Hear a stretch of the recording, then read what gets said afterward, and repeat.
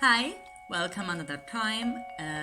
Today we are going to dedicate the lesson to the phonetic. I know that it can be boring, but it's very helpful to read.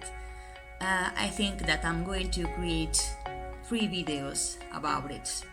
We start with the vowels today, and because we have diphthongs, triptychs, is pretty difficult. I know is boring, but it's very helpful. Okay, let's start. Okay, let's start with the letter A. In Italian, the right pronunciation is A. Always A is not E or O, is ever A, an open vowel. Like, for example, albero, tree. Albero, albero. I show you some images because in my experience the images help to remember new words. Okay, the vowel E. In Italian, this vowel is E. Can be open or closed, but is E. Never E or something else. Is E or E, always. Like, for example, elfo, elfo, elfo. But pay attention with this vowel because can to be closed or open and can to change the meaning of the words. For example, maybe the most famous example in Italian, pesca and pesca. Pesca means fishing. Pesca means fish. Pesca, pesca, fishing. Pesca, pesca, fish. Okay?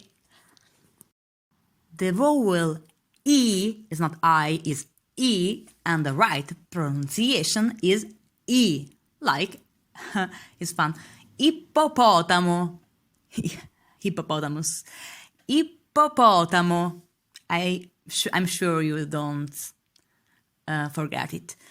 Ippopotamo. It's always E. With the vowel O, we have the same problem that we have with the vowel E.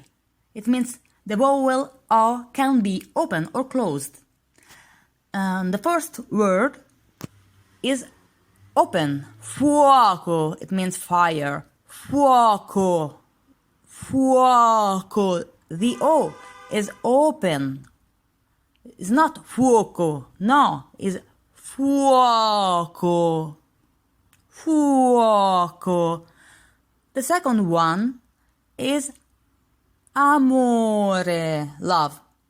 Amore. Oh, amore is closed. It's not amore. It's terrible. It's amore. The problem is that we don't write the accents, so you have to know the words. For that, I think I'm going one day to do a video only about the vowels O and E, because are pretty difficult. The vowel U is U. It's always U.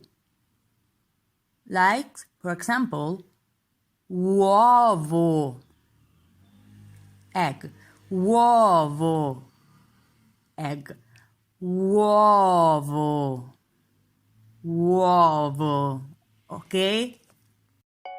Diphthongs and triptychs. In Italian, dittonghi and trittonghi. It means many vowels together. And you must pronounce all of the vowels. You have never to contract them, okay? all the vowels. For example, uovo, egg. Uovo, uovo. Okay? Another example, uomo, man. Uomo, uomo. Auto, car. Auto, auto. Scuola, school, it means school. Scuola, scuola. I want to listen all the vowels. Sabbia, sand. Sabbia, sabbia. Flauto, flute. Flauto, flauto. And more, aula. Aula, it means classroom. Classroom. Aula. Aula. And more, something strong like guerra. War. Guerra. War. Fiore. Flower. Fiore.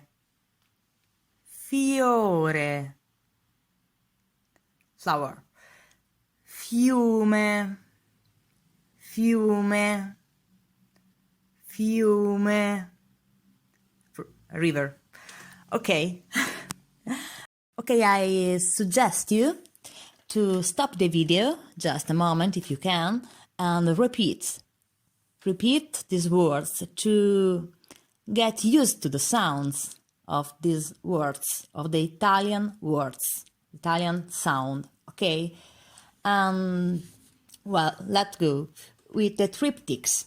The triptychs are words with 3 vowels together, and you must pronounce all of the vowels, ever, always. You never have to contract them, okay? Even in the triptychs. For example, buoi. Buoi is the plural of cow. Cow. Buoi. Many. Buoi. Buoi. Or miei. This is a possessive pronoun. It means mine. We are going to see it. Or tuoi. It is another possessive pronoun. It means your. Or an important word, helpful. Aiuto. Aiuto. It means help. Aiuto. Aiuto. Furthermore, we have just a few words with 4 vowels, but they are not many. Like, for example, aiuola, flower bed, flower bed. Aiuola, flower bed. Aiuola, aiuola. Or there are some ancient words that we don't use so much, like, for example, calzaiuoli. Calzaiuoli. But it is an ancient word, the shoemaker. Thank you very much for listening, and I hope you liked my video, even if I was speaking about phonetic, but it's important. And if you like my videos and you want to see more videos like that, please subscribe and like. Thank you very much. Ciao a tutti, grazie. Non più tra i farfalloni amoroso, notte e giorno di torno girando, delle belle turbando al riposo. Narcisetto Adolgino d'amor, delle belle il turbando e il riposo, Narcisetto Adolgino d'amor.